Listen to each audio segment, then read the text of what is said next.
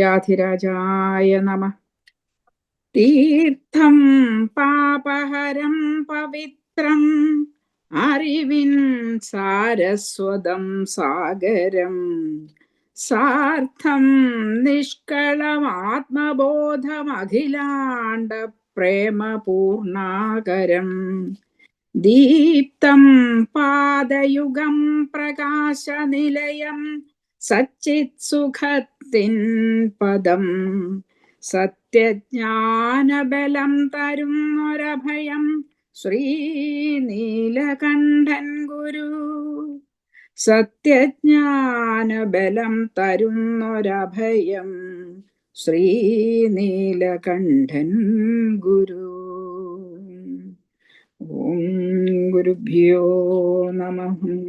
നൈർധന്യം നിർധുനാനം പരിഹരതു വൃഷാദ്രീശ അസ്മാകമുച്ചൈർഹേരംബാംബേശ നാരായണ രഘുപതി മുഖ്യൈർവൃതോ വാമദേവ സ്വാർച്ചാനിഷ്ണാദകാമപ്രസവിസുരഭിരൂപ പരോ ഹ്യൗത്തരാഹോ നാഥോ ജായമാനാന്തര ദുരിതതമോധ്വംസി ഹംസോ മഹേശ.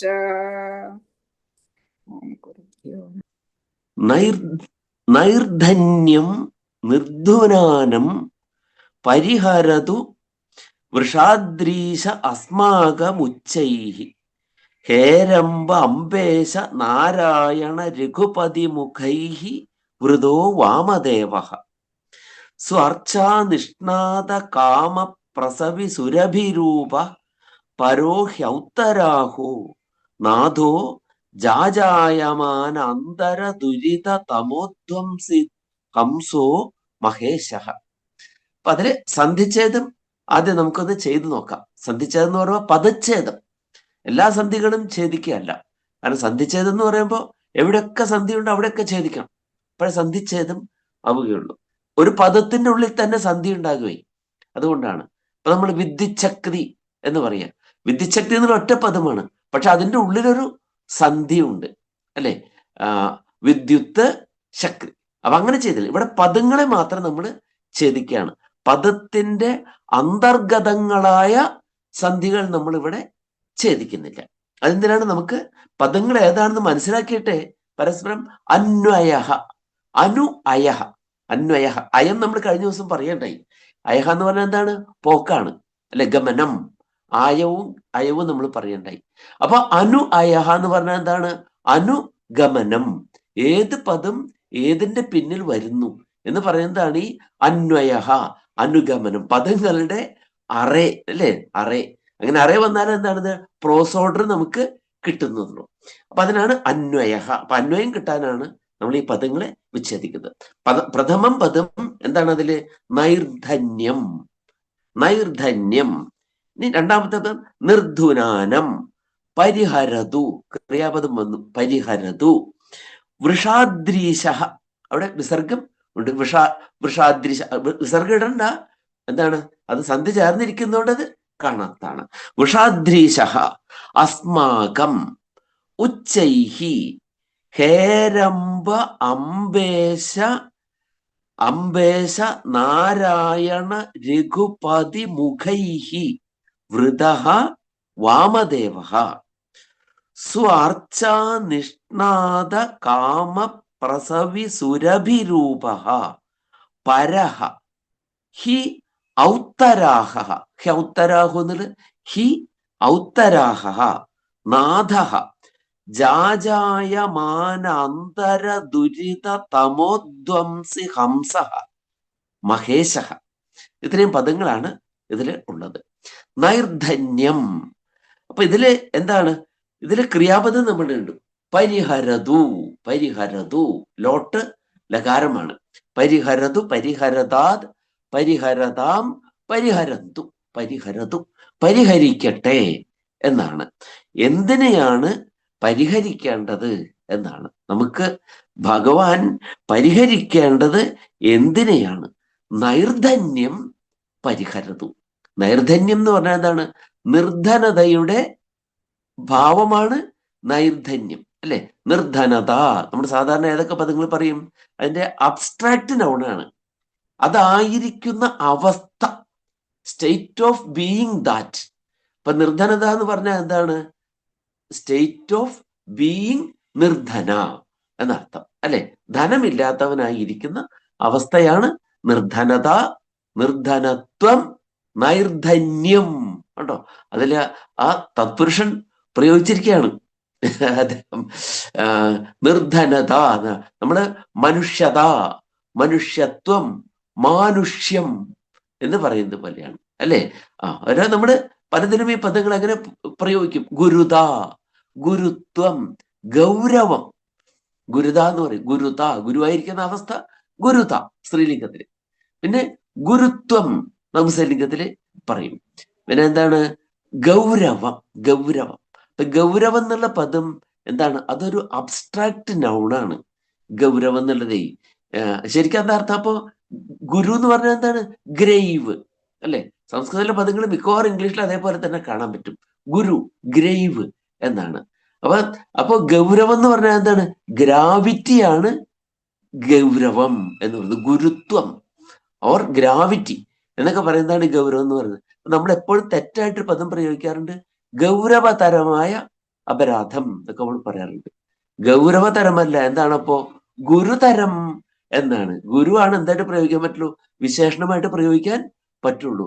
ഗുരു, ഗുരുതരം, ഗുരുതമം, അങ്ങനെയാണ്. അപ്പൊ ഗൗരവതരം എന്നല്ല പറയട്ടെ. എപ്പോഴും നമ്മുടെ മീഡിയ നമ്മൾ നോക്കിയിട്ടുണ്ടെങ്കിൽ അതിൽ ഒരിടത്തെങ്കിലും എന്ത് കാണും? ഗൗരവതരം എന്ന് കാണും.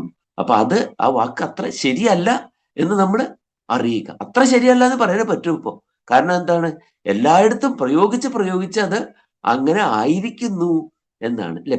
ചില പദങ്ങൾക്ക് അങ്ങനെയുണ്ട്. ഇപ്പൊ നമ്മള് നന്ദി, ഞാൻ നന്ദി പറഞ്ഞുകൊള്ളുന്നു എന്ന് പറഞ്ഞ ആളുകൾ പറയും, ഞങ്ങൾക്ക് എന്തോ ഒരു കുഴപ്പമുണ്ട് എന്ന് പറയും. കാരണം എന്താണ്? നമ്മളെപ്പോഴും നന്ദി നന്ദി എന്ന് പറഞ്ഞ് നമ്മൾ അങ്ങനെ ആക്കി തീർത്തു. അപ്പൊ അതുപോലെയാണ് പല കാര്യങ്ങളിലും ഇങ്ങനൊരു പ്രശ്നം ഉണ്ട്. ശരി.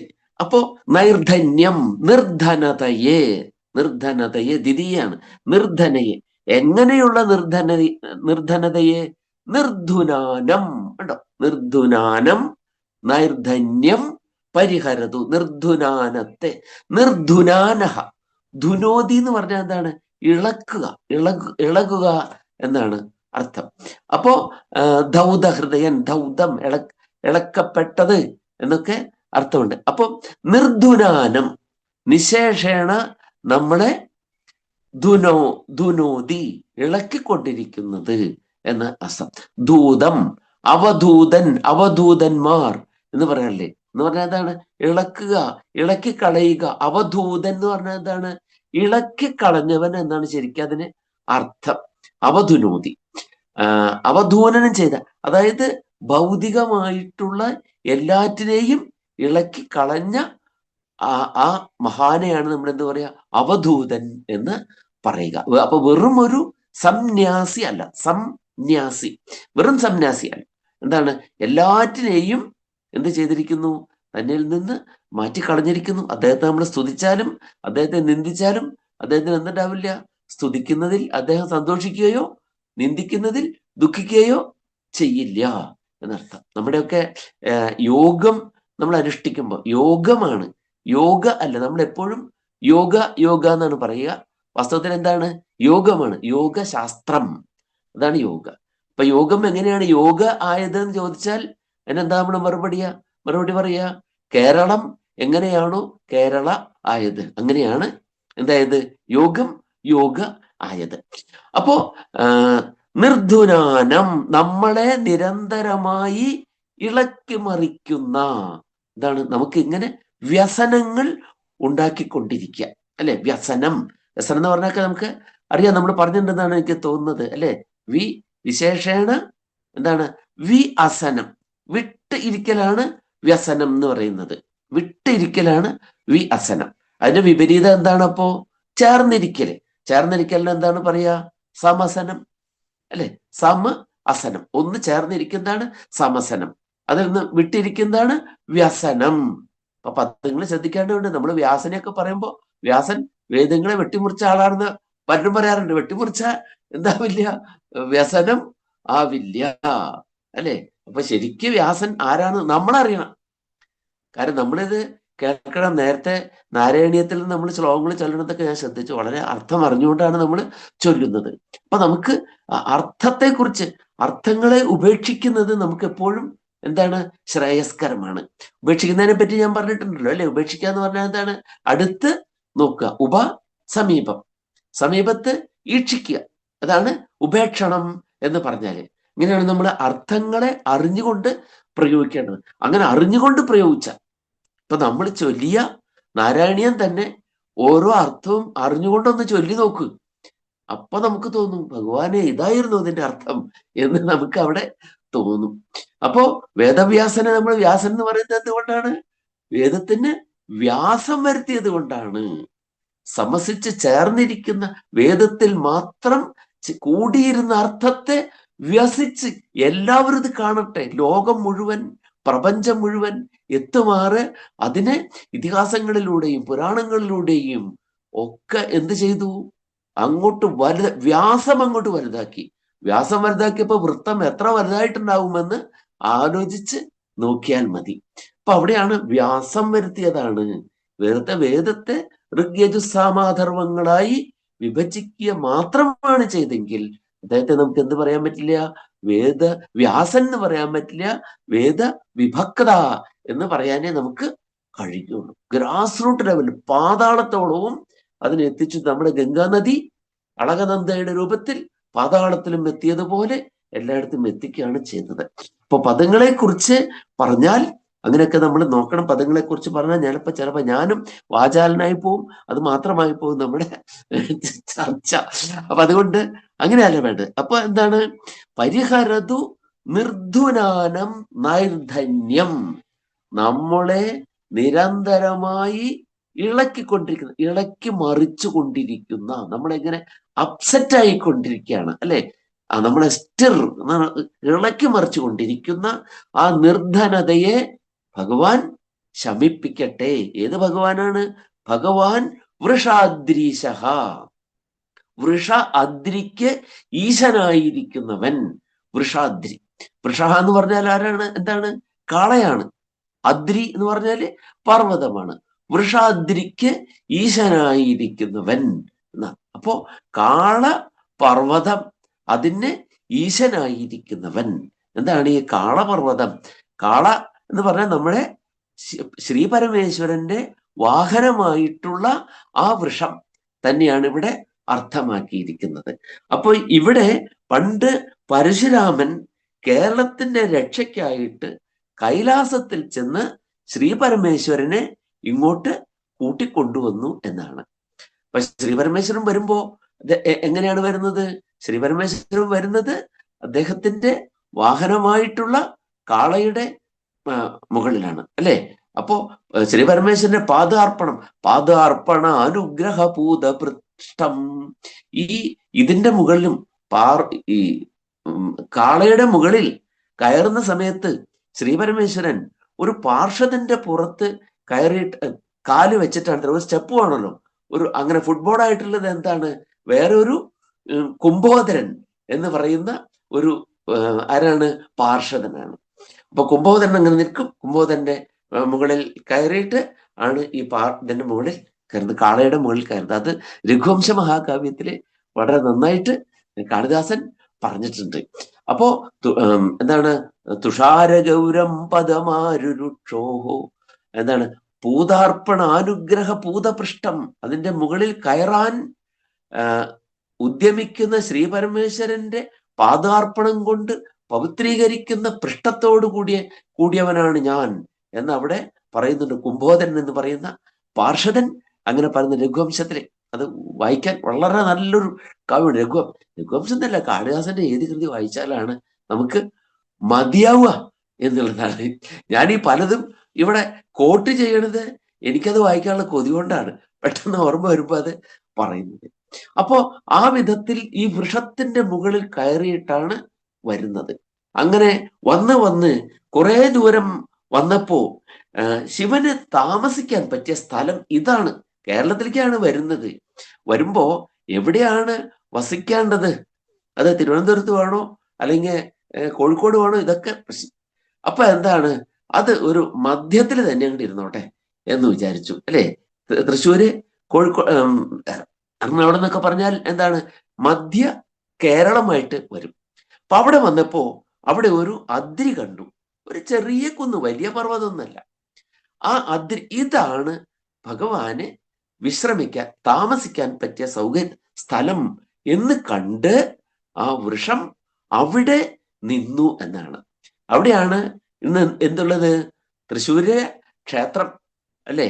തൃശ്ശൂരിലെ ക്ഷേത്രമുണ്ടല്ലോ, അവിടെ നമുക്ക് അറിയാമല്ലോ, നേരെ ആ പൂരപ്പറമ്പിന്റെ മധ്യത്തിലായിട്ട് ഒരു ക്ഷേത്രമുണ്ട്.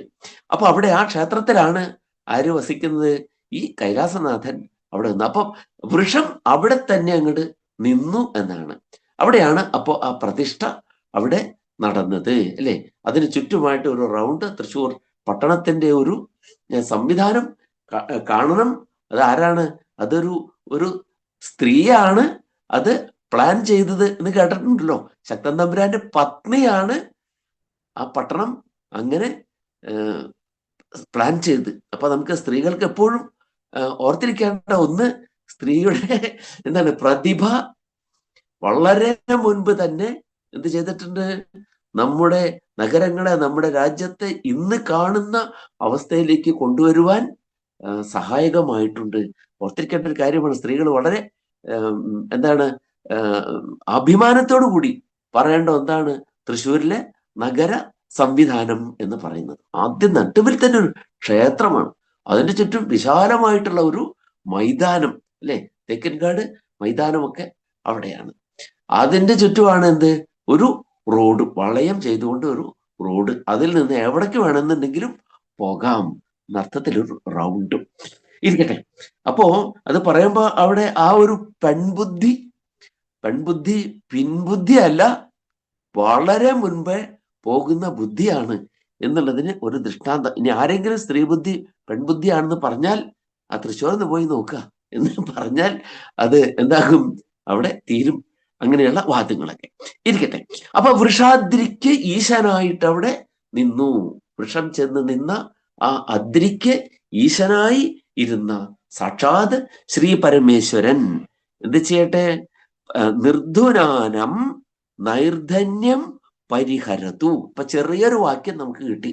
വൃഷാദ്രീശ നിർധുനാനം നൈർധന്യം പരിഹരതു. ആരുടേതാണ്? അസ്മാകം, നമ്മളുടെ എല്ലാവരുടെയും. നമ്മൾ എല്ലാവരുടെയും. സംസ്കൃതത്തിലൊക്കെ ബഹുവചനം പ്രയോഗിക്കുമ്പോൾ അതിൽ ഒന്നും രണ്ടും അല്ല. മലയാളത്തിലാണെങ്കിൽ അല്ലെങ്കിൽ ഇംഗ്ലീഷിലോ ഹിന്ദിയിലോ ഒക്കെ ആണെങ്കിലും ഒന്നിൽ കൂടിയാൽ ബഹു ആയി. നമുക്ക് അങ്ങനെയല്ല, രണ്ടിലും കൂടിയാലാണ് എന്താവുന്നത്? ബഹു ആകുന്നത്. അസ്മാകം സർവേഷാം എന്നർത്ഥമാണ്. അപ്പോ വൃഷാദ്രീശ അസ്മാകം നിർധുനാനം നൈർധന്യം പരിഹരതു. ഇനി എങ്ങനെയുള്ളതാണ് അത്? ഉച്ചൈഹി എന്ന് പറഞ്ഞാൽ ഉറക്കെ എന്നൊരർത്ഥമുണ്ട്, അല്ലെ? ഉറക്കെ അല്ലെങ്കിൽ ഉയർന്ന് എന്നൊക്കെ അർത്ഥമാണ്. ഉച്ചൈസ്തരം നമ്മളെപ്പോഴും പറയാറുണ്ട്. ഉച്ചൈസ്തരം എന്ന് പറഞ്ഞാൽ എന്താ അർത്ഥം? കൂടുതൽ ഉറക്കെ എന്നാണ് അർത്ഥം. ഇനി ഈ പദം വീണ്ടും വളരെ കൂടുതൽ ഉപയോഗിക്കപ്പെടാൻ പോകുന്ന സമയമാണ് ഇനി വരാൻ പോകുന്നത്. ഇലക്ഷൻ വരികയാണ്.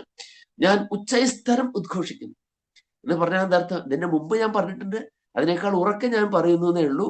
അല്ലാതെ ഇത് മുമ്പ് പറയാത്ത ആശയമാണെന്നൊന്നും അതിനർത്ഥം ഇല്ല. ഞാൻ ഉച്ചൈസ്തരം കഴിഞ്ഞ പ്രാവശ്യം പറഞ്ഞതിനേക്കാളും കൂടുതൽ ഉറക്കെ പറയുന്നു എന്നർത്ഥമാണ്. അപ്പൊ ഉച്ചൈഹി വളരെ കൂടുതലായി, അധികമായി, ശക്തമായി നമ്മെ ഇളക്കി മറിച്ചു കൊണ്ടിരിക്കുന്ന ആ നിർധനതയെ പരിഹരിക്കട്ടെ. ഇനി ആ ദേവനുള്ള വിശേഷണങ്ങളാണ് ഇനി ചേർക്കുന്നത്. എങ്ങനെയുള്ള ദേവനാണ്? ഹേരംബ അംബ ഈശ നാരായണ രഘുപതി മുഖൈഹി വൃതഃ വാമദേവഃ ദേവ. വാമദേവനായ ഈ ദേവൻ, വാമദേവൻ എന്ന് പറഞ്ഞാൽ ആരാണ്? വാമദേവോ മഹാദേവോ വിരൂപാക്ഷ സ്ത്രിലോചന. വാമദേവൻ ശ്രീ പരമേശ്വരൻ ആണ്, അല്ലെ? വാമാർദ്ധമായിട്ടുള്ള ദേഹത്തോട് കൂടിയവൻ. ആ ദേഹത്തിന്റെ അർദ്ധം എന്താണ്? വാമയാണ്. വാമ എന്ന് പറഞ്ഞാൽ എന്താർത്ഥം? വാമ പല അർത്ഥമുള്ള ഒരു പദമാണ് ഈ വാമ എന്നുള്ളത്. വാമം എന്നുള്ളതിന് ഇടത് എന്നൊരർത്ഥമാണ് നമ്മൾ എപ്പോഴും പറയാ. വാമഭാഗം, വാമഭാഗം എന്നുള്ളതിന് പറഞ്ഞോളൂ, പത്നിയെ വാമഭാഗം എന്ന് പറയൂ. പക്ഷെ എന്താകരുത്, വാമഭാഗം എന്ന് പറയുമ്പോൾ ഇടത് ഭാഗത്ത് നിൽക്കുന്നവൾ എന്ന അർത്ഥം മാത്രമാണ് എന്ന് ധരിക്കരുത്. ആരാണ്? മനോഹരമായ ഭാഗമാണ് വാമാർദ്ധം, ബെറ്റർ ഹാഫ് എന്ന് ഇംഗ്ലീഷുകാർ പറയുമ്പോൾ നമ്മൾ ആരാണ്? ബെറ്റർ എന്നൊന്നല്ല, അവളാണ് സുന്ദരി, അവളാണ് മനോഹാരിണി ആയി ഇരിക്കുന്നത്. അപ്പോ ശിവന്റെ രൂപം നോക്കുക.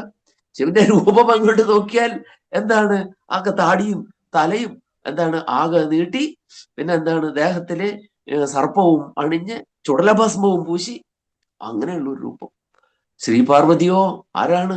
അതീവ സുന്ദരിയായിട്ടുള്ള ഒരു പേലവാങ്കിയായിട്ടുള്ള ഒരു ദേവി. അപ്പൊ എന്താണ്? അതാണ് വാമം. എന്റെ മനോഹരമായ ഭാഗം ഇതാണ്. മറ്റത് എന്താണ്?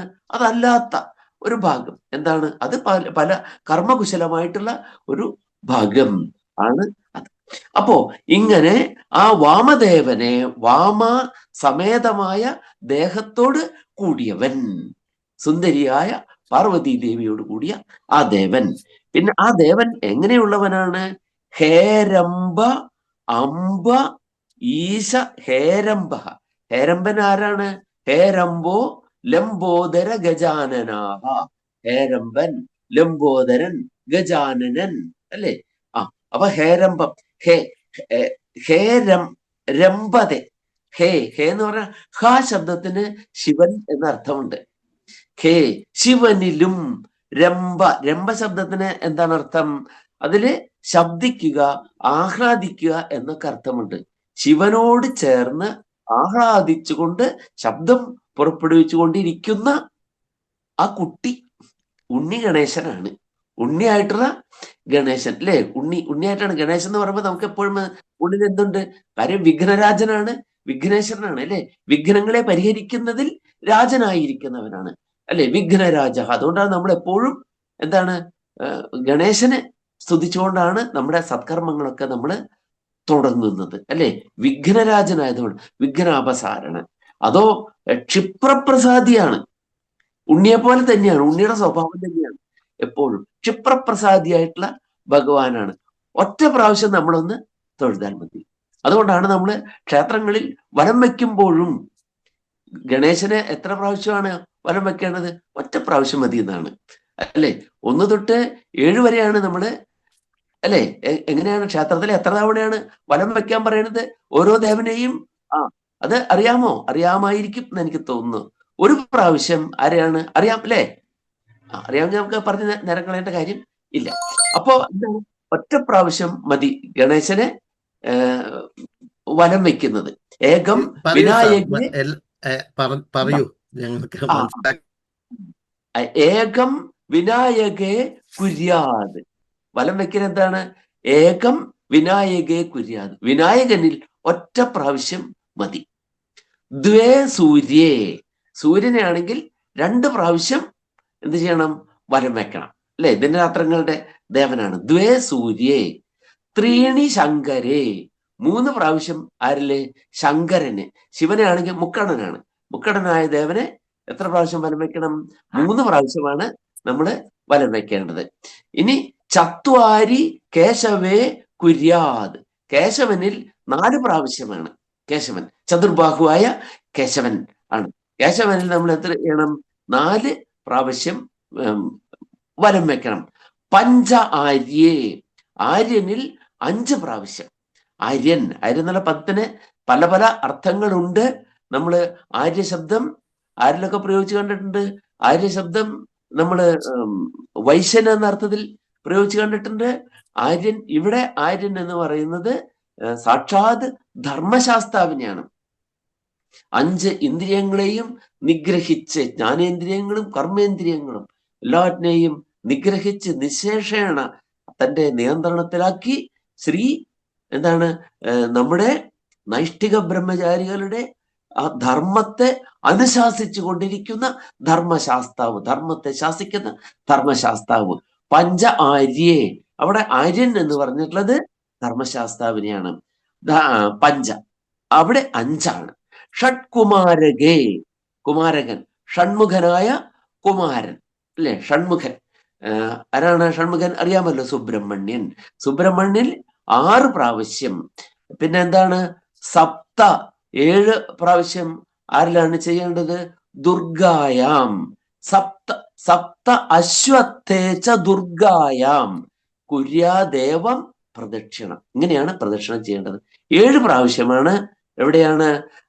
അശ്വത്ഥത്തിലും ദുർഗയിലും. ദുർഗ അല്ലെ, സപ്തദ്വീപുകളെയും ഒരു ദുർഗം പോലെ, ഒരു ദുർഗം എന്താണ്? കോട്ടയാണ്. ഒരു ദുർഗം പോലെ പരിരക്ഷിക്കുന്ന ദുർഗാ ഭഗവതി. സപ്തദ്വീപുകൾ എന്നാണല്ലോ നമ്മൾ പറയുന്നത്. 7 വൻകരകളെ സപ്തദ്വീപുകൾ എന്നാണ് പറയുന്നത്. ശരിയല്ലേ? ദ്വീപമാണ് അല്ലേ? ദ്വീപം എന്ന് പറഞ്ഞാൽ എന്താണ്? വെള്ളത്താൽ ചുറ്റപ്പെട്ടത് എന്നാണ് അർത്ഥം. വെള്ളത്തെ 2ആക്കി പകുത്തു നിൽക്കുന്നതെന്നാണ് ശരിക്കർത്ഥം. വെള്ളത്തെ 2ആക്കി പകുത്തു നിൽക്കുന്ന ഭാഗത്തിന് ചുറ്റുപാടും വെള്ളമല്ലേ വരിക. അപ്പൊ അങ്ങനെയാണ് ദ്വീപം എന്ന് പറയുന്നത്. ദ്വിഗതമായ ആബഹ. ആബഹ എന്ന് പറയുന്നത് വെള്ളമാണ്. അപ്പ്, വെള്ളം. ആ വെള്ളത്തോട് കൂടിയത് അപ്പ്, വെള്ളം. അബ്ജം, താമര എന്നൊക്കെ നമ്മൾ പറയാറില്ലേ? എന്തിനധികം? അബ്കാരി, അപ്പ് കാരി, വെള്ളത്തിന്റെ കാര്യങ്ങളാണല്ലോ. അപ്പൊ അത് അപ്പ്, വെള്ളം, ആ റൂട്ട് അതാണ്.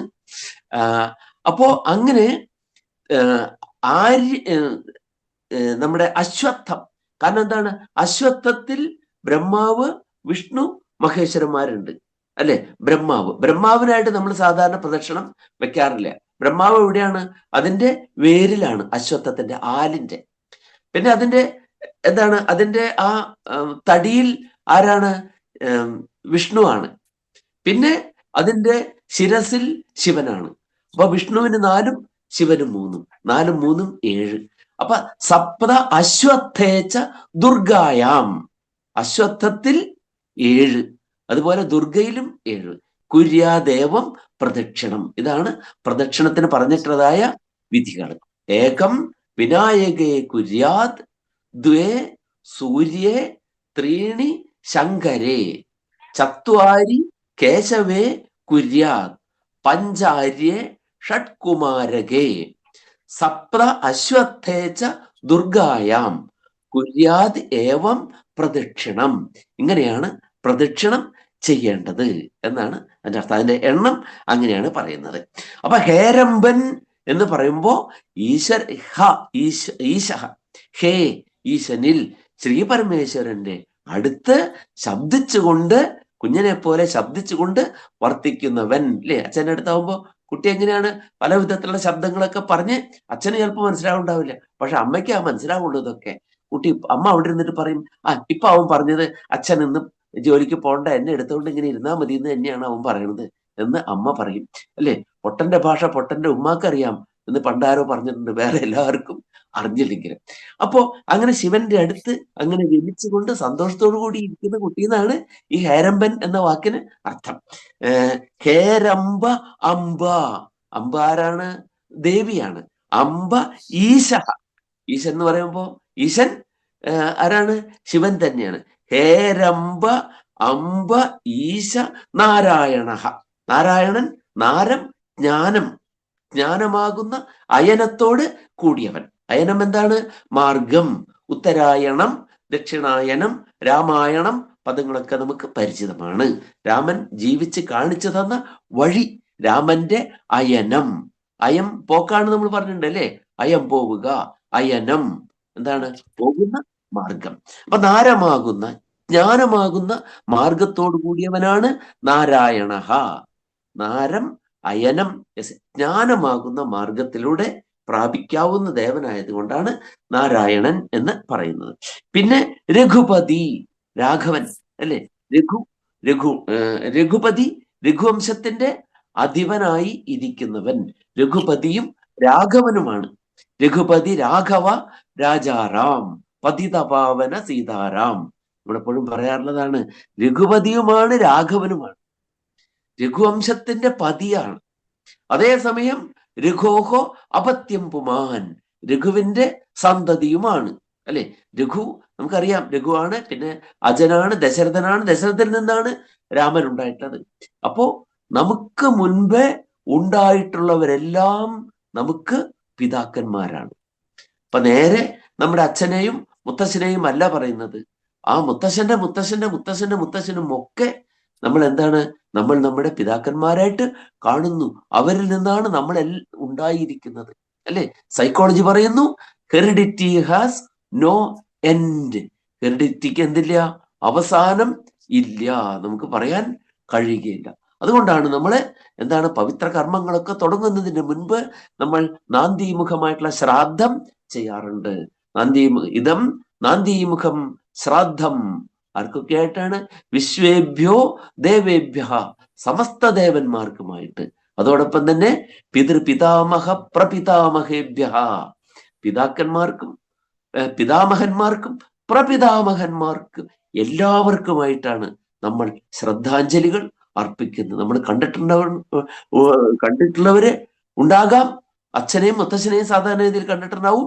ചില ഭാഗ്യവാന്മാർ മുത്തച്ഛന്റെ അച്ഛനെയും ചിലപ്പോൾ കണ്ടിട്ടുണ്ടാവും. അതിലപ്പുറം കണ്ടിട്ടുള്ളവർ വളരെ കുറവായിരിക്കും, കാണാൻ സാധ്യതയില്ല. പക്ഷെ അവരെല്ലാവരെയും നമ്മൾ കണ്ടിട്ടില്ലെങ്കിലും എല്ലാവരെയും നമ്മൾ ഓർത്തുകൊണ്ടാണ്, അവരെല്ലാവർക്കും ശ്രദ്ധാഞ്ജലി അർപ്പിച്ചുകൊണ്ടാണ് നമ്മുടെ പാവനങ്ങളായിട്ടുള്ള കർമ്മങ്ങൾ എല്ലാം. അപ്പൊ അതുകൊണ്ടാണ് രാഘവൻ, രഘുവിന്റെ അപത്യമ്പുമാനാണ് രാഘവൻ എന്ന് പറയുന്നത്. മനുവിന്റെ സന്തതികളെ മാനവൻ എന്ന് പറയുന്നത് പോലെയാണ് രഘുവിന്റെ സന്തതിയെ രാഘവൻ എന്ന് പറയുന്നത്. അപ്പോ ഹേരംബ അംബ ഈശ നാരായണ രഘുപതി പിന്നെ മുഖ്യൈഹി വൃത.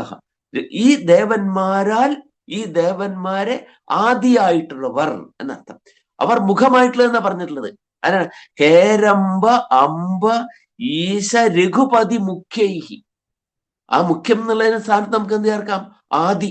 അവർ മുഖമായിട്ടുള്ളത് എന്ന് പറഞ്ഞാൽ എന്താ അർത്ഥം? അവർ ആദിയായിട്ടുള്ളത്, അല്ലെ? നമ്മൾ പറയാറില്ലേ എന്താണ് പടവലാദി കഷായം എന്ന് പറഞ്ഞാൽ എന്താ അർത്ഥം? ഒരു പടവലം എന്ന് തുടങ്ങുന്ന ഒരു ഗണമാണ്, ഒരു കൂട്ട് പറഞ്ഞിട്ടുണ്ടാവും, ഇന്ന ഇന്ന ഔഷധങ്ങളൊക്കെ കൂടിയ ഒരു കൂട്ട്. അതിൽ ആദ്യമായിട്ട് പടവലം പറഞ്ഞിട്ടുണ്ടെങ്കിൽ പടവലമാണ് ആദ്യത്തിൽ. അത് പടവലാദി കഷായം, പടവലം ആദിയായിട്ട് പറഞ്ഞിട്ടുള്ള ആ കൂട്ട് എന്നർത്ഥം. അപ്പൊ അതിന് 10-15 ഒക്കെ ചിലപ്പോൾ ഉണ്ടാവും. അപ്പൊ എന്ത് പറയും? പടവലാദി കഷായം എന്ന് പറഞ്ഞു. അപ്പൊ അത് ആദിയായിട്ടുള്ളതാണ് പടവലാദി എന്ന് പറയുന്നത്. ഈ ആദി എന്നുള്ള സ്ഥാനത്താണ് നമ്മൾ മുഖം എന്ന് പറയുന്നത്. അപ്പോ എന്താണ്?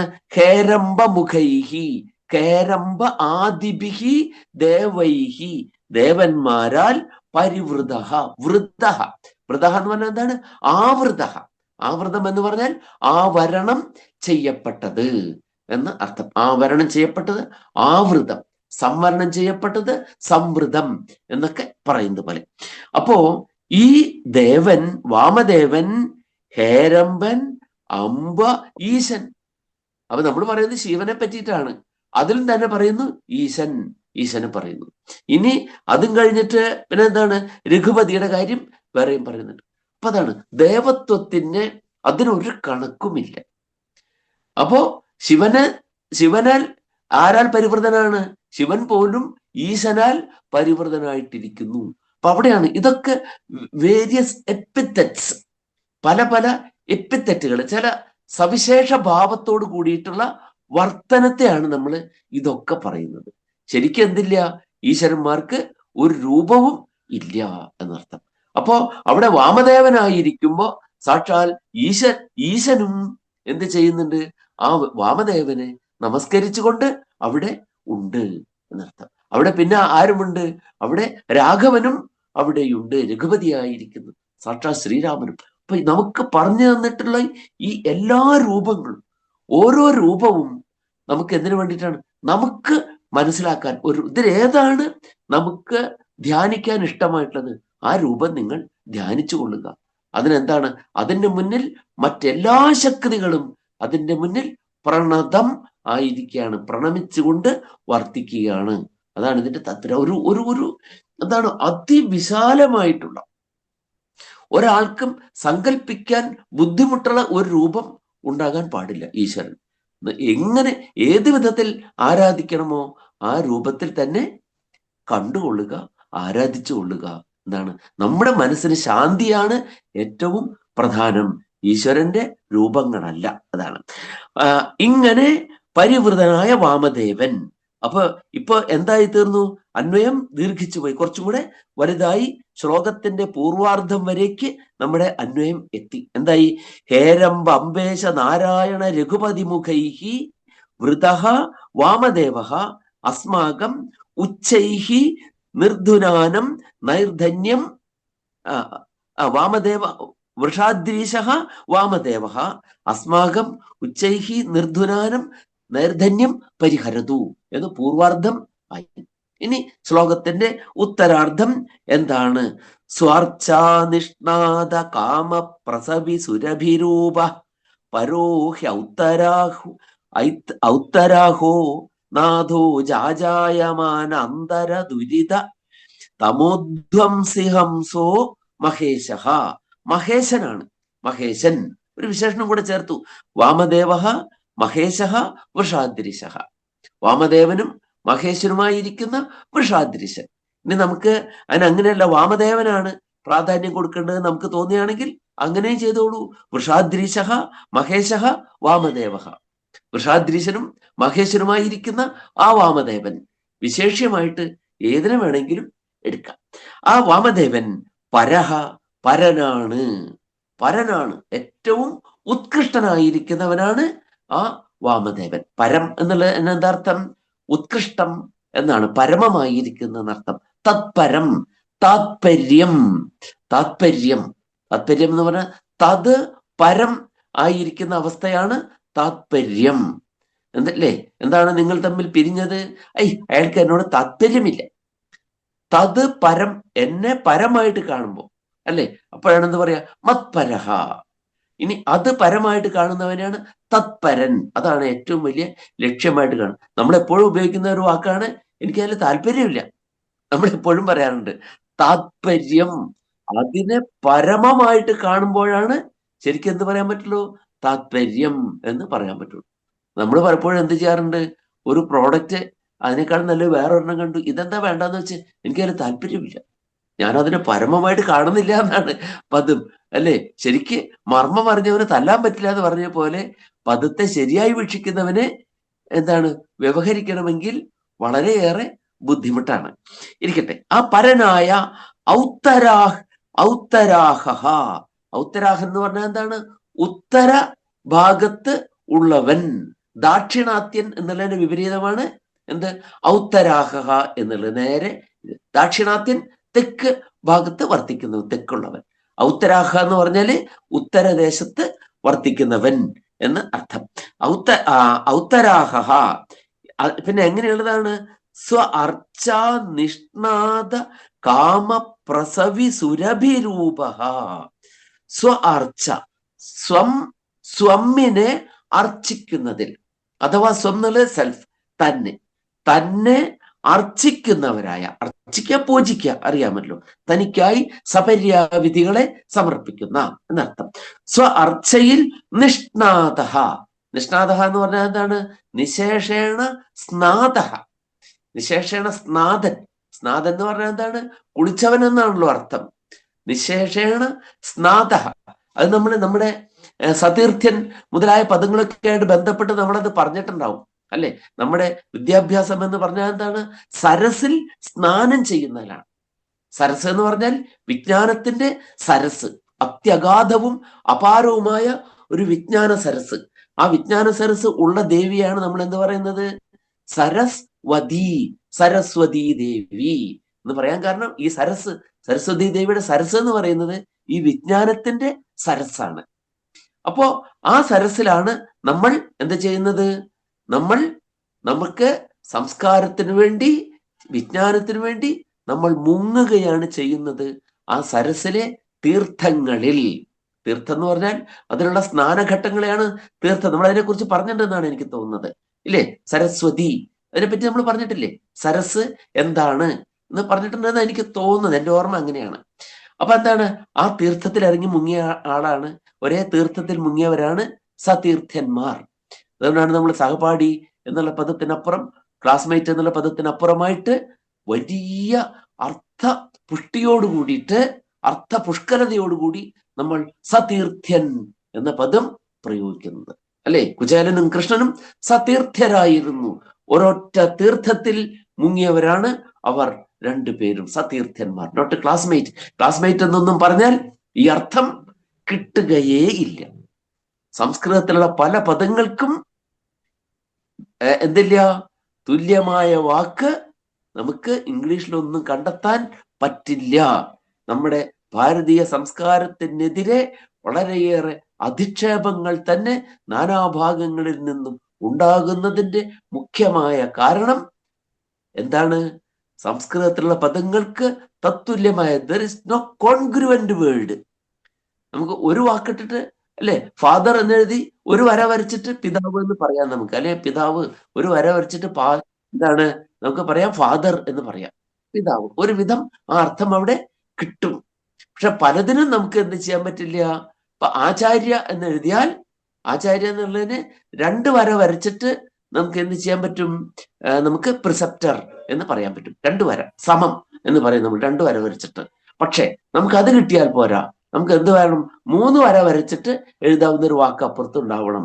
ആചാര്യ, കോൺഗ്രുവന്റ്, മൂന്ന് വര, സർവസമം, എല്ലാ അർത്ഥത്തിലും അതിന് തുല്യമായിട്ടുള്ള ഒരു വാക്ക് there is no word in English. അതുകൊണ്ട് ഇംഗ്ലീഷുകാര് ഒരു സമയത്ത് പ്രിസെപ്റ്റർ എന്ന് എഴുതിയിരുന്ന ആളുകൾ ഇന്ന് എന്താണ് ചെയ്യുന്നത്, ആചാര്യ എന്ന് ഇറ്റാലിക്സിൽ എഴുതും. കാരണം ആചാര്യൻ എന്ന പദത്തിന്റെ എന്താണ്, അതിന്റെ എക്സാക്ട് മീനിങ് ഇമ്പാർട്ട് ചെയ്യുന്ന ഒരു പദം ഇല്ല അവിടെ. നമ്മുടെ യൂണിവേഴ്സിറ്റികളിൽ ഇന്ന് അധികവും സംസ്കൃതം പഠിപ്പിക്കുന്നത് ഇംഗ്ലീഷിലാണ്. അതാണ് നമ്മുടെ ഏറ്റവും വലിയ അപചയം. അതിന്റെ മൂലഹേതു നമ്മുടെ സർവകലാശാലകളിലും കോളേജുകളിലും ഒക്കെ ഉള്ള അധ്യാപകർ സംസ്കൃതത്തെക്കാൾ കൂടുതൽ ഇംഗ്ലീഷ് ഉപയോഗിക്കുന്നു സംസ്കൃതം പഠിപ്പിക്കാനായിട്ട്.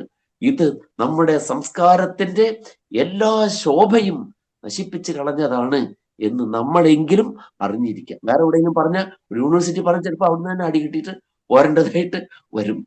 പക്ഷെ ഇതാണ് സത്യം.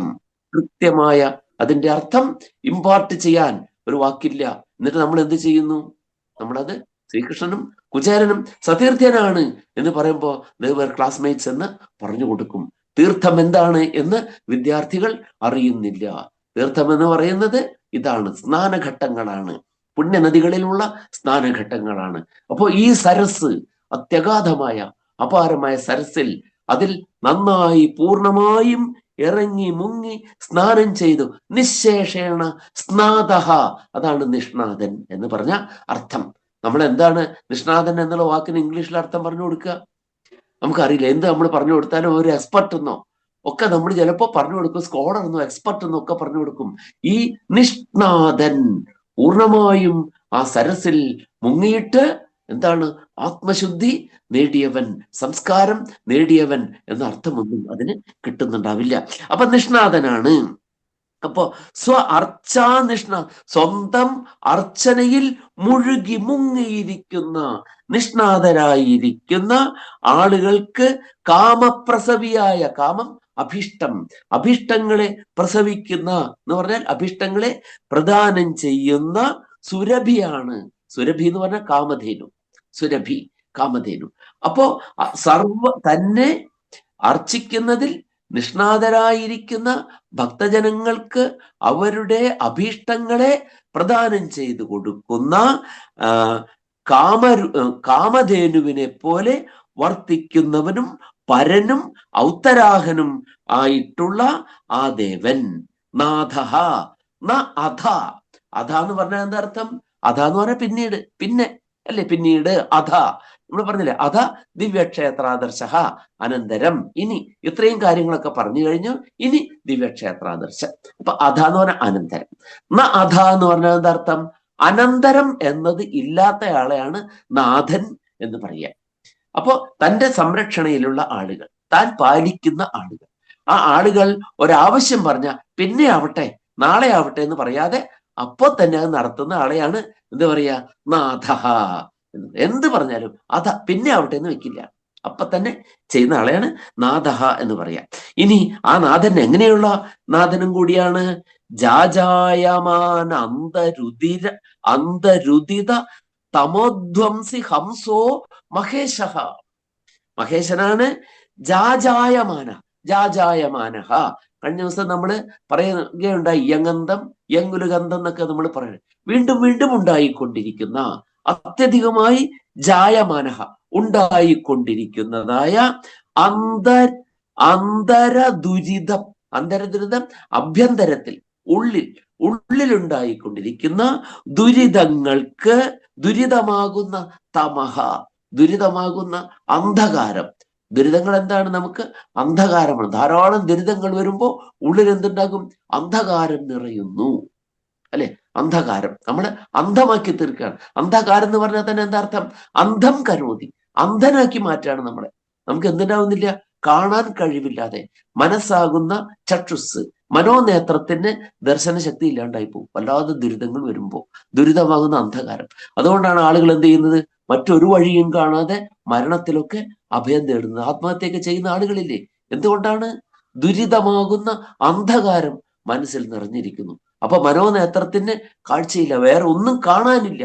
അതുകൊണ്ടാണ് പലപ്പോഴും എന്താണ്, ഒരു പുഞ്ചിരി കൊണ്ട് തന്നെ ഒരു ആത്മഹത്യ നമുക്ക് മാറ്റാൻ പറ്റിയേക്കും, അല്ലെ? ആത്മഹത്യ ചെയ്യാൻ പോകുന്ന ഒരാളെ നോക്കിയിട്ട് എന്തുണ്ടോ വിശേഷമൊക്കെ എന്ന് ചോദിക്കാൻ ഒരാൾക്ക് കഴിഞ്ഞാൽ ഒരുപക്ഷെ ഒരു ആത്മഹത്യ, അല്ല, ഉറപ്പായിട്ടും അയാൾക്ക് പറയാൻ തുടങ്ങും. അയാൾ പറയുമ്പോൾ നമുക്കൊരു 5 മിനിറ്റ് അയാൾ പറയുന്നത് കേൾക്കാനും ഉണ്ട് എന്ന് വിചാരിക്കുക. അല്ലെങ്കിൽ നമ്മൾ തിരക്ക് വിട്ടു പോവായിരിക്കും. അയാൾ എനിക്ക് ചിലത് പറയാനുണ്ടെന്ന് പറഞ്ഞാൽ, ശരി ഇപ്പൊ ഞാൻ ഒരു അത്യാവശ്യം ഞാൻ വന്നിട്ട് നമുക്ക് സംസാരിക്കണം, കാണണേ, ഞാൻ വരാം എന്ന് പറഞ്ഞാൽ അയാൾ എന്ത് ചെയ്യും? നമ്മളോട് പറയാനെങ്കിലും അയാൾ അതുവരെ ഇരിക്കും. പറഞ്ഞു കഴിഞ്ഞാൽ ഇത്രക്കേ ഉള്ളൂ, ഇതിനേക്കാളൊക്കെ എത്ര വലിയ പ്രശ്നങ്ങളുണ്ടോ ഈ നാട്ടിൽ, ഇതൊക്കെ നമുക്ക് പരിഹരിക്കാവുന്നേ ഉള്ളൂ എന്നൊരാൾ പറയാനുണ്ടെങ്കിൽ ഒരു ആത്മഹത്യ തന്നെ മാറിപ്പോകും. അതുകൊണ്ടാണ് നമ്മൾ ആളുകളെ കാണുമ്പോൾ ഒന്ന് അഭിവാദനം ചെയ്യുക. പരിചയമുള്ള ആളാവട്ടെ, പരിചയം ഇല്ലാത്ത ആളായിക്കൊള്ളട്ടെ, നമ്മളൊന്ന് ചിരിക്കുക, അല്ലെങ്കിൽ നമ്മളൊന്ന് ശിരസെന്ന് കുനിച്ച് കാണിക്കുക. പരിചയമില്ലാത്ത ആളാണെങ്കിൽ നമ്മുടെ അടുത്ത് കൂടെ പോവാണ്, ജസ്റ്റ് ഒന്ന്, പട്ടണങ്ങളിലൊന്നും നടക്കുന്ന കാര്യമല്ല എങ്കിൽ പോലും എന്താണ്, നമ്മുടെ നാട്ടിൻപുറങ്ങളിലൊക്കെ നമുക്ക് ചെയ്യാം. അല്ലെങ്കിൽ എന്താ ആരാ എന്നൊന്നും ചോദിക്കൊണ്ട് എന്താണ് തെറ്റ്? അപ്പോ അതാണ് നമ്മുടെ മനോഭാവം തന്നെ അങ്ങ് മാറിപ്പോകും എന്നല്ല. ചില ദിവസങ്ങളിൽ നമ്മൾ വല്ലാതെ കലുഷ്യമായ മനസ്സോട് കൂട്ടായിരിക്കും ഉണ്ടാവുക, അല്ലെ? നമ്മൾ ഓഫീസിൽ പോവാ, അല്ലെങ്കിൽ ഒരു കാര്യത്തിന് പോവാ, മനസ്സ് വളരെ കലുഷമാണ്. ഒരാൾ നമ്മളോട് ഗുഡ് മോർണിംഗ്, ഗുഡ് മോർണിംഗ് തിരിച്ചു പറയുമ്പോൾ എന്താണ്? ഒരിളക്കം അങ്ങോട്ട് വന്നു എന്നുള്ളതാണ്. ചെറുതായിട്ട് ഒന്നങ്ങോട്ട് ഇളകിപ്പോയി, അല്ലെ? പലപ്പോഴും പല കാര്യങ്ങളിലും നമ്മൾ കാണാറുണ്ട്, ഒരിളക്കം സംഭവിച്ചാൽ അതുവരെ നടന്ന പ്രവൃത്തികളൊക്കെ അങ്ങനെ പോകും. പണ്ട് ഈ സ്കൂളിൽ പഠിക്കുന്ന കാലത്ത് ബാറ്ററി ഉണ്ടാക്കാനായിട്ട് പഠിപ്പിക്കുന്ന അതുണ്ട്. അതിന് ചില സൊല്യൂഷൻസ് ഒക്കെ വെച്ചിട്ട്, അതിനകത്ത് ചില റോഡൊക്കെ വെച്ചിട്ട് അതിൽ നിന്ന് ഇങ്ങനെ കുമിളകൾ ഇങ്ങനെ വരുന്നതൊക്കെ കാണിക്കാറുണ്ട്. ആ കുമിള വരൽ നിന്ന് പോയാൽ ഒന്ന് ഇളക്കി കൊടുത്താൽ വീണ്ടും അത് വന്നുകൊണ്ടിരിക്കും. ഇതുപോലെ നമുക്ക് കാണാൻ പറ്റും. ഇങ്ങനെ ഒരു ഇളക്കി വിടലുണ്ട്. നമ്മുടെ ഒരു അഭിവാദനം, നമ്മുടെ ഒരു പുഞ്ചിരി, ജസ്റ്റ് ഒരു മൈൻഡ് ചെയ്യാം ഒരാളെ, അത് എന്തുണ്ടാക്കും? അത് ആ അന്ധകാരത്തിൽ ചെറിയൊരു ഒരു ഗ്ലീം അതിനകത്തേക്ക് ചെല്ലും. അവിടെ എന്തുണ്ടാകും? ആ അന്ധത മാറും. അപ്പോ ഇങ്ങനെയുള്ള ദുരിതങ്ങളാകുന്ന അന്ധകാരം ബാധിച്ച മനസ്സുകൾക്ക് തമോധ്വംസി, തമസഹ ധ്വംസി, തമസിനെ ധ്വംസിക്കുന്ന ഹംസഹ, ഹംസമാണ്. ഹംസഹ എന്ന് പറഞ്ഞാൽ സൂര്യൻ എന്ന് അർത്ഥമാണ്. ഹംസ ശബ്ദത്തിന് സൂര്യൻ എന്നും അരയന്നം എന്നും അർത്ഥം പറഞ്ഞിട്ടുണ്ട്. അത് നമ്മുടെ അമരസിംഹൻ തന്നെ പറഞ്ഞിട്ട്, അമരകോശത്തിൽ പറഞ്ഞിട്ടുണ്ട്. എന്താണ്? രവി ശ്വേതച്ഛദൗ ഹംസൗ. രവി എന്നുള്ളത് ശ്വേതച്ഛദം, അരയന്നം. രവിയും പിന്നെ അരയന്നവും എന്താണ്? ഹംസമാണ് എന്ന് പറഞ്ഞിട്ടുണ്ട്. അപ്പോ ഈ അന്ധകാരത്തെ ധ്വംസിക്കുന്ന അരയന്നമായിരിക്കുന്ന മഹേശ്വരൻ നമ്മെ രക്ഷിക്കട്ടെ, നമ്മുടെ ദുരിതങ്ങളെ നീക്കിക്കളയട്ടെ എന്ന് ഇതിന് അർത്ഥം മനസ്സിലാണ്ടോ എന്ന് വിചാരിക്കട്ടെ. കുറച്ച് ഞാൻ വിചാരിച്ചതിനേക്കാൾ കുറച്ചുകൂടെ നീണ്ടുപോയി. നൈർധന്യം നിർധുനാനം പരിഹരതു വൃഷാദ്രീശ അസ്മാകമുച്ചൈഹി ഹേരംബംബേശ നാരായണ രഘുപതി മുഖൈർവൃതോ വാമദേവ സ്വാർച്ചാനിഷ്ണാദ കാമ പ്രസവി സുരഭിരൂപ പരോഹ്യ ഉത്തരാഹോ. ഉത്തരാഹൻ ഉത്തരദേശത്ത് വർത്തിക്കുന്നവൻ. അത് നമ്മളെ എന്താണ് പറയുന്നത്? നമ്മൾ വടക്കും നാഥൻ എന്നാണ് ശിവനെ അവിടെ പറയുന്നത്. അതുകൊണ്ടാണ് വടക്കിന് നാഥനായിരിക്കുന്നവൻ അർത്ഥം. ആ ഔത്തരാഹ നാഥോ ജാജായമാന അന്തരുദിത തമോധ്വംസി ഹംസോ മഹേശ. അർത്ഥം മനസ്സിലായിട്ടുണ്ടാവും വിചാരിക്കുന്നു. അല്ലെങ്കിൽ നമുക്ക് ഇനി ചർച്ചയിൽ പരിഹരിക്കാം. നമസ്കാരം. അസ്മാകം ഉച്ചൈർ ഒന്നുകൂടെ ഒന്ന് പറയാമോ? ഉച്ചൈർ എന്ന് പറഞ്ഞാൽ വീണ്ടും വീണ്ടും എന്നല്ലേ പറഞ്ഞത്? അസ്മാകം എന്ന് പറഞ്ഞാൽ നമ്മളുടെ, അല്ലെങ്കിൽ നമുക്ക്, അല്ലെങ്കിൽ നമ്മൾക്ക്, രണ്ടും ഒന്ന് തന്നെയാണല്ലോ. ഒരേ കേസാണ്, ജനറ്റീവ് കേസാണ്. ജനറ്റീവ് കേസിന് ഈ രണ്ടർത്ഥവും വരും, നമുക്ക് അല്ലെങ്കിൽ നമ്മളുടെ. ഉച്ചൈഹി എന്ന് പറഞ്ഞാല് അധികമായിട്ട് എന്നാണ് ഇവിടുത്തെ അർത്ഥം. ഉറക്കിൽ നിന്നുണ്ട്, ഉയരത്തിൽ നിന്നുണ്ട്. അത് ജാജായമാനം. അവിടെയാണ് നമ്മള് അത് യങ്ങന്തം എന്നായിട്ട് വീണ്ടും വീണ്ടും ഉണ്ടായിക്കൊണ്ടിരിക്കുന്ന ജാജായമാനം. ഉച്ചൈഹി അധികമായി, ഉറക്കെ എന്നൊക്കെയാണ് അതിന് അർത്ഥം. നീജൈഹി എന്നതിന് വിപരീതം ഉച്ചൈഹി എന്നുള്ളത്. ഉയർന്ന എന്നുണ്ട്. ഉച്ചൈസ്രവസ്, ഉയർന്ന ചെവിയുള്ള കുതിര, നമ്മുടെ ദേവേന്ദ്രന്റെ ഉച്ചൈഹി ഉയർന്ന എന്നർത്ഥം. അപ്പൊ അസ്മാകം നമുക്ക് വീണ്ടും വീണ്ടും ഉയർന്ന് വലുതായി ഉണ്ടായിക്കൊണ്ടിരുന്ന, കൂടുതലായി എന്നൊക്കെ അർത്ഥം. ശരി സർ. എല്ലാവർക്കും നമസ്കാരം. ഞാൻ പ്രമീള. എനിക്ക് 2-3 സംശയങ്ങളുണ്ട്, ചെറിയ സംശയങ്ങൾ. നമ്മൾ സാധാരണ പിന്നാണെങ്കിൽ ഈ സംസാരത്തിലൊക്കെ ഉപയോഗിക്കാറുള്ളതാ. ആദ്യം ഈ നാരായണീയത്തിലെ സായുജ്യം എന്ന് പറഞ്ഞേ, അപ്പോഴേ ഈ സായുജ്യവും സായുജ്യവും തമ്മിലുള്ള വ്യത്യാസം എന്താണെന്നൊന്ന് അറിയണമെന്ന് ആഗ്രഹമുണ്ട്. പിന്നെ അതുപോലെ തന്നെ ഉപീക്ഷിക്കുക, അടുത്തിരുന്ന് വീക്ഷിക്കുക, അവിടെ ഉപേക്ഷിക്കുക എന്ന് പറഞ്ഞല്ല. അതിനെ തിരിച്ചൊരർത്ഥവും കേൾക്കുന്നു, അത് പോട്ടെ, അത് ഉപേക്ഷിച്ചേരെ എന്നും പ്രയോഗിക്കാറുണ്ട്. അപ്പൊ ഈ രണ്ടർത്ഥവും തമ്മിലുള്ള വ്യത്യാസം അത് എങ്ങനെയാണെന്നുള്ളത്. അതുപോലെ തന്നെ ഈ വാമഭാഗം വളരെ മനോഹരം എന്ന് പറഞ്ഞു. പക്ഷേ ഒരു മംഗളകർമ്മത്തിലോ മംഗളകാര്യങ്ങളിലോ അല്ലെങ്കിൽ ഒരു കുഞ്ഞ്, ഇപ്പം ഒരു മുതിർന്ന ആൾക്ക് ഇടത്തെ കൈകൊണ്ട് എന്തെങ്കിലും കൊടുത്താൽ മോനെ അരുതേ എന്ന് പറയും. അതുപോലെ തന്നെ മണ്ഡപത്തിൽ കയറുമ്പോഴോ അല്ലെങ്കിൽ നല്ല സ്ഥലങ്ങളിലൊക്കെ മംഗല്യ കാര്യത്തിലൊക്കെ കയറുമ്പം വലതുകാല് വെച്ച് കയറുക, ഇടത് വെക്കരുതേ എന്ന് പറയുന്നത് കാണാം, കേൾക്കാം. അതിൻ്റെ ഒരു വ്യത്യാസം. പിന്നെ അതുപോലെ തന്നെ ഈ രവിശ്വേത ആകട്ടെ. അപ്പൊ ആദ്യം പറഞ്ഞത് സായുജ്യം. അത് സായുജ്യം എന്നുള്ളത് നമ്മൾ പാടുന്നത് കൊണ്ട് വന്ന ഒന്നാണ്. കണ്ണിന് സായുജ്യം നിൻ രൂപം എന്ന് പറയുമ്പോ സായുജ്യം, അത് നമ്മൾ ഗാനത്തിൽ നമ്മൾ അങ്ങനെ നീട്ടിയും കുറുക്കിയും ഒക്കെ പറയും. ഗാനത്തിൽ എന്താണ്, അതിൽ ആ ശബ്ദങ്ങൾക്ക്, സ്വരത്തിനൊക്കെയാണ് അതിൽ പ്രാധാന്യം, അല്ലേ? ഗാനത്തിന്. സാഹിത്യം അങ്ങനെയല്ല. സാഹിത്യത്തിന് അതിന്റെ അർത്ഥത്തിന് സഹിതഭാവമാണല്ലോ സാഹിത്യം. സഹിതമായിരിക്കുക, ശബ്ദാർത്ഥങ്ങൾ സഹിതമായിരിക്കുന്നതാണ് സാഹിത്യം. അതുപോലെ സയുക്ക് ആയിരിക്കുന്നതാണ് സായുജ്യം. സയുക്ക് എന്ന് പറഞ്ഞാൽ ചേർന്നിരിക്കുന്നത് എന്നർത്ഥം. സയുക്ക് ആണ്. സയുക്കിന്റെ അവസ്ഥ എന്താണ്? സായുജ്യം. ആദ്യത്തെ മാത്രമേ വൃദ്ധി വരുള്ളൂ. സായുജ്യം എന്ന് വരില്ല, സായുജ്യം എന്നാണ്. സയുക്കായിരിക്കുക, ഒന്ന് ചേർന്നിരിക്കുന്ന എന്നാണ് അർത്ഥം. അപ്പൊ സായുജ്യം എന്നാണ് ആ പദം, സായുജ്യം എന്നല്ല. രണ്ടാമത്തേത് ഉപേക്ഷിക്കുക. ഉപ എന്ന് പറഞ്ഞാൽ അടുത്ത് എന്ന അർത്ഥമുണ്ടല്ലോ. ഉപ സമീപം, അല്ലേ? അപ്പൊ സമീപത്തായി ഈക്ഷിക്കുക. നമ്മളെപ്പോഴും പറയുന്നത് ഉപശാഖ, ശാഖ, ഉപശാഖ. ശാഖയിൽ നിന്ന് അതിനടുത്തിട്ടുള്ള വേറെ ശാഖകൾ. അപ്പൊ ശാഖ, ഉപശാഖ. അതുപോലെ നമ്മള് എന്താണ് ഉപ ചേർന്ന് നമ്മൾ പലതും നമ്മൾ പറയാറുണ്ട്. പ്രധാനപ്പെട്ട ഉപസ്ഥിതി, അടുത്ത് സ്ഥിതി ചെയ്യുക. അടുത്ത് പദങ്ങളുമായി നല്ല ഉപസ്ഥിതി വേണം. പദങ്ങളോട് നമ്മൾ അടുത്ത് ഇരിക്കണം, അടുത്ത് പെരുമാറണം. അപ്പോഴാണ് ഈ അടുത്തിരിക്കരുത് തന്നെയാണ് എന്ത്? ഈക്ഷിക്കുക. ഈക്ഷിക്കുക എന്ന് പറഞ്ഞാൽ നോക്കുക. നമ്മളിപ്പോ പരീക്ഷിക്കുക എന്ന് പറയില്ലേ? കുട്ടികൾക്ക് പരീക്ഷ നടത്തുക. പരീക്ഷ നടത്തുക എന്ന് പറഞ്ഞാൽ എന്താണ്? പരിതഹ എന്ന് പറഞ്ഞാൽ ചുറ്റുപാടുമാണ്. ചുറ്റുപാടുകളെയും ഈക്ഷിക്കുക. ഈ കുട്ടി എത്ര പഠിച്ചിട്ടുണ്ട് എന്ന് നോക്കുന്നതാണ് എന്ത്? പരീക്ഷിക്കുക എന്ന് പറയുമ്പോ അവിടെ ഒറ്റ ക്വാളിറ്റി അല്ല കുട്ടിയുടെ നമ്മൾ നോക്കുന്നത്. ഇന്നിപ്പോ ആകെ ഒറ്റ ഭാഗം നോക്കുന്നുള്ളൂ. എന്താണ്? ഇന്ന് മെമ്മറി ടെസ്റ്റ് മാത്രമാണ് പരീക്ഷ എന്ന് പറയുന്നത്. വാസ്തവത്തിൽ മെമ്മറി മാത്രമല്ല അവിടെ നോക്കുന്നത്. കുട്ടിക്ക് അവിടെ എന്ത് ചെയ്യണം? സിന്തസൈസ് ചെയ്യാനുള്ളത് ഉണ്ടാകണം.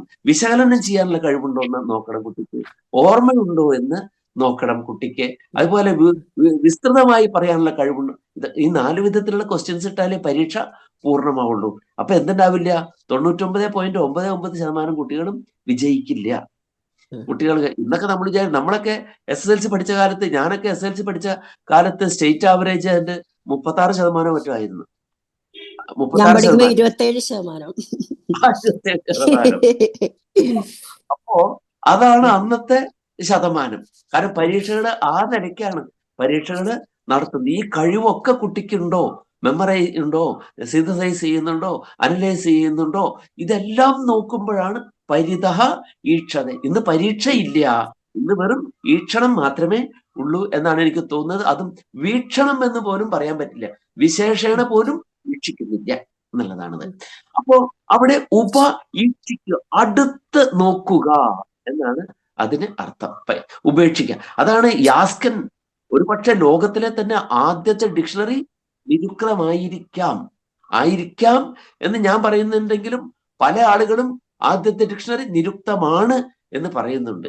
ഞാനങ്ങനെ പറയാൻ ധൈര്യപ്പെടാത്തത് ഒരുപക്ഷെ നമ്മൾ കണ്ടിട്ടില്ലാത്ത ഒരു ഡിക്ഷണറി ഏതെങ്കിലും ഭാഷയിൽ ലോകത്തിന്റെ ഏതെങ്കിലും ഭാഗത്ത് ഉണ്ടായിട്ടുണ്ടെങ്കിലോ എന്നുള്ള പേടി കൊണ്ടാണ് നമ്മൾ കാണാതെ പോയതാവാലോ. അപ്പൊ അതുകൊണ്ടാണ് ഞാൻ എന്ത് പറയുന്നത്, ഒരുപക്ഷെ ഏറ്റവും ആദ്യത്തെ ഡിക്ഷണറി നിരുക്തമായിരിക്കാം. ആ നിരുക്തം എന്തിനായിട്ട് അദ്ദേഹം എഴുതുന്നു എന്ന് പറയുന്നുണ്ട്. ആദ്യം ഒരു അവലോകനം, എന്തുകൊണ്ടാണ് ഇങ്ങനെ ഒരു കൃതി രചിക്കുന്നത് എന്ന് അദ്ദേഹം പറയുമ്പോൾ അദ്ദേഹം പറയുന്നത് എന്താണ്? പദങ്ങൾ ഉച്ചാവചേഷു അർത്ഥേഷു നിപതന്തി.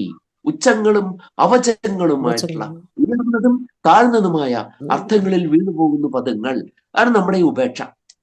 ഉയർന്നതും താഴ്ന്നതുമായ അർത്ഥത്തിൽ വീഴുകയാണ്. അപ്പൊ ഉപേക്ഷിക്കുക എന്ന് പറഞ്ഞാൽ അടുത്ത് നോക്കൽ എന്ന് അതിന് അർത്ഥം. അപ്പൊ പദങ്ങളെ നമ്മൾ അടുത്ത് നോക്കുക. ഓരോ പദവും നാരായണ, നാരമാകുന്ന അയനത്തോട് കൂടിയവൻ, നമ്മളതിനെ ഉപേക്ഷിച്ചപ്പോഴാണ് നമുക്ക് അർത്ഥം കിട്ടിയത്. അല്ലെങ്കിൽ നമ്മൾ എന്താ പറയുള്ളൂ, നാരായണ വിഷ്ണു, വിഷ്ണു നാരായണ കൃഷ്ണോ വൈകുണ്ഠോ വിഷ്ടരശ്രവാഹ എന്ന് അമരസിംഹൻ പറഞ്ഞിട്ടുണ്ട്. അപ്പോ വിഷ്ണു എന്ന അർത്ഥം നമുക്ക് അവിടെ പെട്ടെന്ന് കിട്ടി. ഉപേക്ഷിക്കുമ്പോഴാണ് ജ്ഞാനമാകുന്ന മാർഗത്തോട് കൂടിയവനാണ് നാരായണൻ. അറിവാണ് ഈശ്വര സാക്ഷാത്കാരത്തിനുള്ള മാർഗം. ബൈബിളിൽ പറയുന്നു, വഴിയും സത്യവും ജീവനും ഞാനാകുന്നു. സത്യമാണ് ട്രൂത്ത് എന്ന് പറയുന്നത്. ആ ട്രൂത്ത് തന്നെയാണ് എന്ത്? വഴി, മാർഗം. നാരം അയനം. അപ്പൊ നാരായണൻ എന്ന് വിഷ്ണു ഭഗവാന് മാത്രമല്ല, ഈശ്വരനായിട്ട് ഏത് രൂപം നമ്മൾ സങ്കല്പിക്കുന്നു അതൊക്കെ നാരായണന്മാരാണ്. അപ്പൊ പിന്നെ നമ്മൾ ഉപേക്ഷിക്കുക എന്ന് പറയുന്നത് പരിത്യജിക്കുക എന്ന അർത്ഥത്തിൽ എന്തുകൊണ്ട് പറയുന്നു? അപ്പോ അടുത്തായി ഈക്ഷിക്കുക, നോട്ട് ഇൻ ദി മെയിൻ സ്ട്രീമിലല്ലാതെ അടുത്ത്, അതിന്റെ അടുത്ത് മാറ്റി വെക്കുക. അപ്പോ എന്താണ്? സെറ്റ് അസൈഡ് എന്നൊക്കെ അർത്ഥത്തിലാണ് അവിടെ നമ്മൾ ഉപേക്ഷിക്കുക എന്ന പദം പറയുന്നത്. അപ്പൊ ഇങ്ങനെ പദങ്ങൾക്ക് എക്സ്റ്റെൻഡഡ് മീനിങ് ഇങ്ങനെ വന്നു പോകും. അപ്പൊ എന്താണ്? അടുത്ത് പ്രാമുഖ്യം മാറ്റിയിട്ട്, പ്രമുഖത മാറ്റിയിട്ട് ആ മെയിൻ സ്ട്രീം എന്ന് മാറ്റി അടുത്തായി വെക്കുമ്പോഴാണ്, മാറ്റിവെക്കലാണ് എന്ത്? ഉപേക്ഷിക്കുക. അത് ഉപേക്ഷിച്ചേക്കൂ, അടുത്ത് വീക്ഷിച്ചേക്കൂ. ഗതം സർവം ഉപേക്ഷണീയം.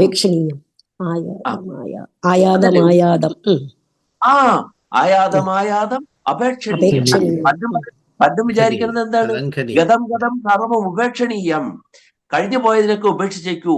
അപ്പൊ നല്ല ഹിസ്റ്റോറിയൻസ് ഉണ്ട്. അവർക്ക് വിചാരിക്കും, കഴിഞ്ഞു പോയതൊക്കെ ഉപേക്ഷിക്കുകയാണെങ്കിൽ പിന്നെ എന്താണ് നമ്മുടെ പ്രസക്തി? അവിടെയാണ് ഹിസ്റ്ററിയുടെ പ്രസക്തി വരുന്നത്. കഴിഞ്ഞു പോയതിനെ എല്ലാം നിങ്ങൾ എന്ത് ചെയ്യണം? ഉപേക്ഷിക്കണം, അടുത്ത് നോക്കണം. A close observation is inevitable, അല്ലെ? കഴിഞ്ഞുപോയ ഓഫ് ദി പാസ്റ്റ് ഇവന്റ്സ്, അതിനെ നിങ്ങൾ വളരെ അടുത്ത് നോക്കണം. പിന്നെ എന്താണ്? ആഗതമായതിന് അപേക്ഷണീയം. നോക്കൂ നിങ്ങൾ, ഇപ്പൊ എന്തുകൊണ്ടാണ് ഈ അവസ്ഥ വന്നത്? മുൻപും ഇങ്ങനെ ഉണ്ടായിട്ടില്ലേ? ഇന്ന സാഹചര്യം ഉണ്ടായപ്പോഴല്ലേ ഇങ്ങനെ ഉണ്ടായത്? ഇവിടെയും the same thing happened here. അതുകൊണ്ടാണ് ഇങ്ങനെ ഉണ്ടായത് എന്ന് മനസ്സിലാക്കണം. ഇനി അനാഗതം സർവം അപേക്ഷണീയം എന്നുമുണ്ട്. വന്നിട്ട് ഇനി വരാൻ പോകുന്നതും ഇതിന്റെ വെളിച്ചത്തിൽ നിങ്ങൾ കണ്ടെത്തണം. അപ്പൊ ചരിത്രത്തെ ശരിക്കും മനസ്സിലാക്കി വിശകലനം ചെയ്ത് നിങ്ങൾ പെരുമാറിയില്ലെങ്കിൽ, മുൻപ് അനഭിമതങ്ങളായിട്ടുള്ള കാര്യങ്ങൾ ഉണ്ടായെങ്കിൽ അതുപോലെ ഇനിയും ഉണ്ടാകും എന്ന് നിങ്ങൾ മനസ്സിലാക്കണം. അപ്പൊ ചരിത്രത്തിന്റെ പ്രാധാന്യത്തെയാണ് പറഞ്ഞിട്ടുള്ളത്, അല്ലാണ്ട് കളഞ്ഞു വയ്ക്കൂ എന്നല്ല. ഇനി വാമം എന്നുള്ളത്, ഇടത് കൈ കൊണ്ട് കൊടുക്കുക എന്നത് ഒരു അനാദരവായിട്ട് നമ്മൾ കാണുന്നത്, അത് നമ്മുടെ ഒരു എന്താണ് നമ്മൾ അനുവർത്തിച്ചു വന്നൊരു നയം മാത്രമാണ്. യഥാർത്ഥത്തിൽ ഇടത് കൈക്കൊണ്ട് shake, left hand shake, left hand shake നമ്മുടെ ഒരു പ്രസ്ഥാനത്തിന്റെ മുദ്ര പോലുമാണ്. ആ മുദ്ര ഏതാണെന്ന് ഓർക്കുന്നുണ്ടോ നിങ്ങള്? Scout and guide, scout and guide അല്ലെ? അതിന്റെ ഹെഡ് ആരാണ്? നമ്മുടെ രാഷ്ട്രപതിയാണ് അതിന്റെ ഹെഡ് എന്ന് പറയുന്നത്, സ്കൗട്ട് ആൻഡ് ഗൈഡിന്റെ. അവരുടെ ലക്ഷണം എന്താണ്? ഏറ്റവും അവർ അഭിവാദനം ചെയ്ത് ലെഫ്റ്റ് ഹാൻഡ് ഷെയ്ക്കാണ്. എന്തുകൊണ്ടാണ്? ഇടതുവശത്താണ് ഹൃദയം ഇരിക്കുന്നത്. അപ്പോ ഇതിനതിനുള്ള മറുപടി ഉണ്ടെന്ന് ഞാൻ വിചാരിക്കുന്നു. ഇടത് കൈകൊണ്ടുള്ളത് എന്താണ്? അത് വളരെ ഹൃദ്യമായിട്ടുള്ളതാണ്. ഹൃദ്യം, ഹൃത്ത്, ഹൃദയം, ഹൃദ്യമായ എന്താണ് ഹസ്തദാനമാണ് ലെഫ്റ്റ് ഹാൻഡ് ഷെയ്ക്ക് എന്ന് പറയുന്നത്. അതുകൊണ്ട് അതൊരിക്കലും നിന്ദ്യമല്ല. അതിനെ നിന്ദ്യമായിട്ട് നാം കാണുന്നത് നമ്മുടെ ഒരു കാഴ്ചപ്പാടിന്റെ കുറവാണ് എന്ന് നമ്മൾ അവിടെ തിരിച്ചറിയണം. പത്നിയെ പോലും നമ്മൾ പലപ്പോഴും ഇടത് ഭാഗത്താ നിർത്തുന്നത്, ഹൃദയത്തോട് ചേർത്താ നിർത്തുന്നത് പത്നിയെ, അല്ലാതെ അത് അപ്രധാനമായിട്ടല്ല എന്ന് മനസ്സിലാക്കാനുള്ള വിവേകം നമുക്കവിടെ ഉണ്ടാകേണ്ടതാണ്. വാമഭാഗം. ഇനി അടുത്ത പദം എന്താണ്? നമുക്ക് പോയി, ഞാനത് കുറിച്ച് വെച്ചില്ല. അടുത്ത പദം രവിശേദച്ഛദോ ഹംസഃ. അതിനെ ഒന്നുകൂടെ ഒന്ന്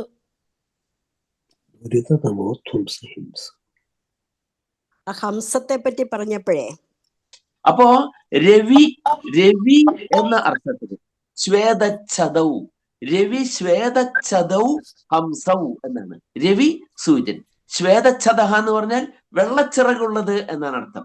വെള്ളച്ചിറക് എന്തിൽ പ്രശസ്തമാണ്? അരയന്നത്തിൽ പ്രശസ്തമാണ്. അപ്പൊ രവി ശ്വേതച്ഛദൗ, രവിയും ശ്വേതച്ഛദവും ഹംസങ്ങളാണ് എന്ന്. അപ്പൊ രവിഹി ഹംസഃ, സൂര്യൻ ഹംസമാണ്. പിന്നെന്താണ്? ശ്വേതച്ഛദവും ഹംസമാണ്, അരയന്നവും ഹംസമാണ് എന്നർത്ഥമാണ് അവിടെ പറഞ്ഞത്. രവിയും ശ്വേതച്ഛദവും എന്നാ പറഞ്ഞത്. രവി ശ്വേതച്ഛദൗ രണ്ട്.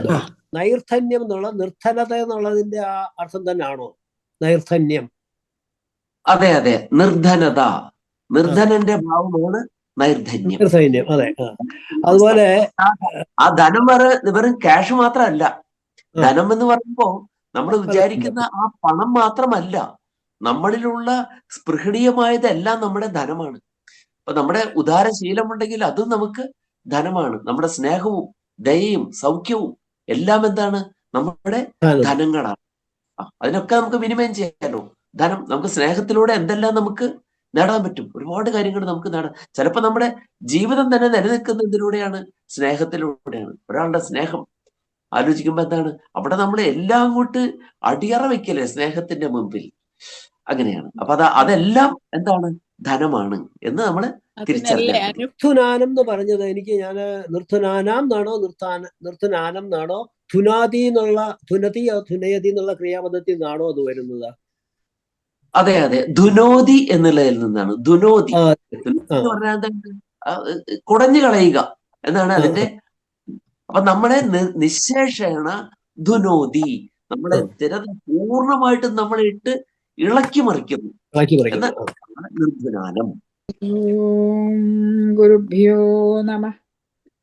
മനോബുദ്ധ്യഹങ്കാരചിത്താനി നാഹം ന ശ്രോത്രജിഹ്വേ ന ഘ്രാണനേത്രേ ന വ്യോമഭൂമിർന തേജോ ന വായു ചിദാനന്ദരൂപ ശിവോഹം ശിവോഹം ചിദാനന്ദരൂപ ശിവോഹം ശിവോഹം. ന ച പ്രാണസപ്നോ ന വൈ പഞ്ചവായു ന വാ സപ്തധാതുർന വാ പഞ്ചകോശ ന വാക്പാണിപാദം ന ചോപസ്തപായു ചിദാനന്ദരൂപ ശിവോഹം ശിവോഹം ചിദാനന്ദരൂപ ശിവോഹം ശിവോഹം.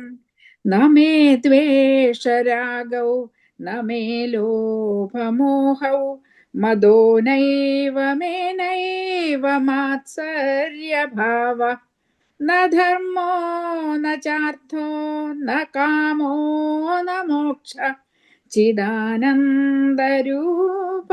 शिवोऽहं शिवोऽहं चिदानन्दरूप शिवोऽहं शिवोऽहं न पुण्यं न पापं न सौख्यं न दुःखं न मन्त्रो न तीर्थं न वेदा न यज्ञ अहं भोजनं नैव भोज्यं न भोक्ता चिदानन्दरूप शिवोऽहं शिवोऽहं चिदानन्दरूप शिवोऽहं शिवोऽहं न मृत्युर्न शङ्का न मे जातिभेदः पिता नैव मे नैव माता जन्म न बन्धुर्न मित्रं गुरुर्नैव शिष्य चिदानन्दरूप शिवोऽहं शिवोऽहं चिदानन्दरूप शिवोऽहं शिवोऽहम् अहं निर्विकल्पो निराकाररूपो विभुत्वाच्च सर्वत्र सर्वेन्द्रियाणां न चासङ्गदं नैव मुक्तिर्न मेय चिदानन्दरूप शिवोऽहं शिवोऽहं चिदानन्दरूप शिवोऽहं शिवोऽहं चिदानन्दरूप शिवोऽहं शिवोऽहम् ॐ विद्याधिराजाय नमः।